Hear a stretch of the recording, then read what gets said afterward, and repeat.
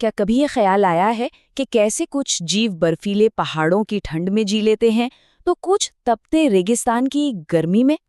ये सवाल जितना सुनने में सीधा लगता है ना, इसका जवाब उतना ही ज्यादा दिलचस्प है। तो चलिए आज इसी सवाल की गहराई में उतरते हैं। तो ये कहानी शुरू होती है पहेली और बूझों की एक यात्रा से। वो गए हिमालय के बर्फीले पहाड़ों पर, फिर घूमे राजस्थान के गर्म रेगिस्तान में और वहां से पहुंचे पुरी के नमकीन समुद्री तटों पर। हर जगह का माहौल एक दूसरे से बिल्कुल जुदा था, पर एक चीज हर जगह कॉमन थी।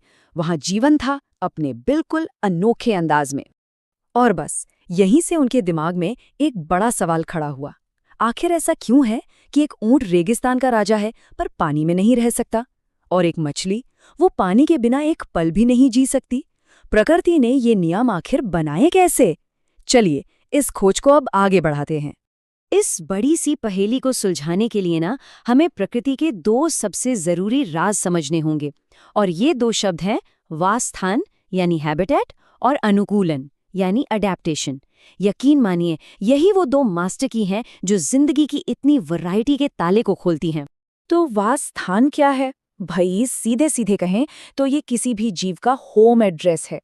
वो जगह जहां उसे रहने के लिए घर, खाने के लिए खाना और सांस लेने के लिए हवा मिलती है। मतलब उसकी सारी जरूरतें पूरी होती हैं। और अनुकूलन, ये तो और भी कमाल की चीज है। इसे आप किसी सुपर पावर की तरह समझ सकते हैं। ये वो खास बनावट या आदतें हैं जो किसी जीव को उसके घर में यानी उसके वासस्थान में जिंदा रहने में मदद करती हैं। ये नेचर का दिया हुआ एक स्पेशल सर्वाइवल किट है जो हर किसी के लिए अलग अलग होता है। और इस सुपर पावर यानी अनुकूलन को समझने के लिए ऊंट और मछली से बेहतर एग्जाम्पल क्या होगा, है ना? एक है रेगिस्तान का जहाज तो दूसरी है पानी की रानी। दोनों अपनी अपनी दुनिया के लिए एकदम परफेक्ट हैं। जरा गौर कीजिए, ऊंट के पैर लंबे होते हैं ताकि उसका शरीर गर्म रेत से दूर रहे। वो पानी बचाने की जीती जागती मशीन है, उसे पसीना तक नहीं आता। दूसरी तरफ मछली की बॉडी है स्ट्रीमलाइंड, जो पानी को चीर कर आगे बढ़ने में मदद करती है। उसके गिल्स उसे पानी में भी सांस लेने देते हैं। मतलब कमाल की इंजीनियरिंग है नेचर की। अच्छा, एक बात और, कोई भी वासस्थान मतलब घर दो तरह की चीजों से बनता है। एक है जैविक घटक यानी सारी जिंदा चीजें जैसे पेड़ पौधे और जानवर, और दूसरे हैं अजैविक घटक यानी बेजान चीजें जैसे पत्थर, मिट्टी, हवा, पानी और धूप। जब ये दोनों मिलते हैं तभी एक इकोसिस्टम पूरा होता है। तो अब जब बेसिक बातें पता चल गई हैं तो क्यों ना एक वर्ल्ड टूर पर निकला जाए, एक फटाफट वाला टूर जिसमें हम देखेंगे कि एडेप्टेशन के कितने गजब के नमूने भरे पड़े हैं दुनिया में। रेगिस्तान की बात हो और सिर्फ ऊंट का जिक्र हो, ये तो नाइंसाफी है। वहां चूहे और सांप जैसे जीव भी रहते हैं। अब वो गर्मी से कैसे बचते हैं? बहुत स्मार्ट तरीके से। वो दिन में जमीन के अंदर ठंडी बिलों में आराम करते हैं और शिकार के लिए निकलते हैं रात के अंधेरे में। ये बिहेवियर भी एक तरह का एडेप्टेशन ही है। तो चलिए अब तपते रेगिस्तान से एक लंबी छलांग लगाते हैं सीधे बर्फीले पहाड़ों पर। यहाँ याक और स्नो लेपर्ड जैसे जानवरों के शरीर पर बालों का मोटा कोट होता है जो उन्हें 0 से भी कम तापमान में गर्म रखता है। और सबसे मजेदार बात, स्नो लेपर्ड के तो पैरों और पंजों पर भी घने बाल होते हैं। मतलब सोचिए, नेचर ने पैरों में भी बिल्ट इन स्नो बूट्स दे दिए हैं। अब ये बहुत दिलचस्प है। ये है शिकारी और शिकार का खेल। शेर की आंखें चेहरे पर बिल्कुल सामने होती हैं ताकि वो अपने शिकार पर एकदम सटीक निशाना लगा सके, लेजर फोकस के साथ। वहीं हिरन की आंखें सिर के साइड में होती हैं जो उसे एक वाइड एंगल व्यू देती हैं ताकि वो किसी भी तरफ से आ रहे खतरे को दूर से ही भांप ले। हमारे वर्ल्ड टूर का आखिरी स्टॉप, पानी की दुनिया। जो पौधे पानी में रहते हैं उनकी जड़ें अक्सर छोटी होती हैं। भाई जब पानी में ही रहना है तो जमीन से पानी खींचने की क्या जरूरत? और इनके तने हल्के और अंदर से खोखले होते हैं ताकि ये पानी पर आराम से तैर सकें और धूप ले सकें, बिल्कुल एक लाइफ जैकेट की तरह। तो हमने ये तो देख लिया कि जिंदगी अलग अलग जगहों पर कैसे पनपती है, पर अब एक बहुत ही गहरे सवाल पर आते हैं। सवाल ये है कि आखिर जिंदगी है क्या? वो क्या चीज है जो एक पत्थर को एक चिड़िया से अलग बनाती है? तो वैज्ञानिकों ने ना एक तरह की चेकलिस्ट बनाई है कि अगर कोई चीज जिंदा है तो उसमें ये बातें जरूर होंगी।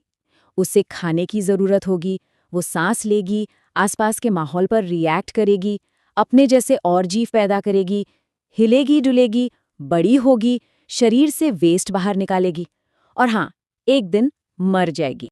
इस लिस्ट में से एक पॉइंट बड़ा खास है और वो है अपने आसपास होने वाले बदलावों पर रिएक्ट करना। साइंटिफिक भाषा में इसे उद्दीपन के प्रति अनुक्रिया कहते हैं। ये उद्दीपन कुछ भी हो सकता है, तेज रोशनी, कोई आवाज या फिर किसी का छूना। और मजे की बात यह है कि ये सिर्फ जानवर नहीं करते, पौधे भी करते हैं। ये एक क्लासिक एग्जाम्पल है। कभी किसी पौधे को खिड़की के पास रखकर देखना, कुछ ही दिनों में वो सूरज की तरफ मुड़ जाएगा। यहाँ सूरज की रोशनी उद्दीपन है और पौधे का मुड़ना उसकी अनुक्रिया है। अच्छा, जिंदगी का एक और नियम जो कभी नहीं बदलता, वो है वृद्धि यानी ग्रोथ। हर जिंदा चीज वक्त के साथ बढ़ती है। ये तो हम सबने देखा ही है ना? एक छोटा सा बच्चा बड़ा हो जाता है, अंडे से चूजा निकलता है और फिर मुर्गी बन जाता है, और एक नन्हा सा बीज एक विशाल पेड़ बन जाता है। ये ग्रोथ, ये जिंदगी का एक बहुत ही जरूरी और साफ दिखने वाला सबूत है। तो क्या जिंदगी के ये सारे नियम एकदम फिक्स हैं? क्या कोई अपवाद नहीं? ज्यादातर तो नहीं, लेकिन कभी-कभी ना कुदरत कुछ ऐसी पहेलियां सामने रखती है कि दिमाग घूम जाता है।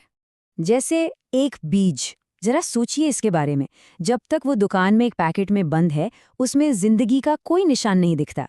ना वो बढ़ता है, ना सांस लेता है, पर जैसे ही उसे मिट्टी और पानी मिलता है, उसमें से जिंदगी फूट पड़ती है।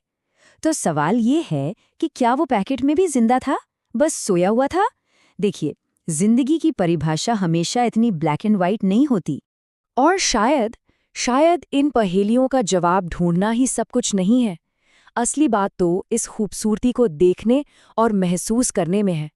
जब हम अपने आसपास इतने अलग अलग तरह के जीव जंतुओं, पेड़ पौधों को देखते हैं, तो बस एक ही बात समझ में आती है कि जिंदगी वाकई बहुत खूबसूरत है।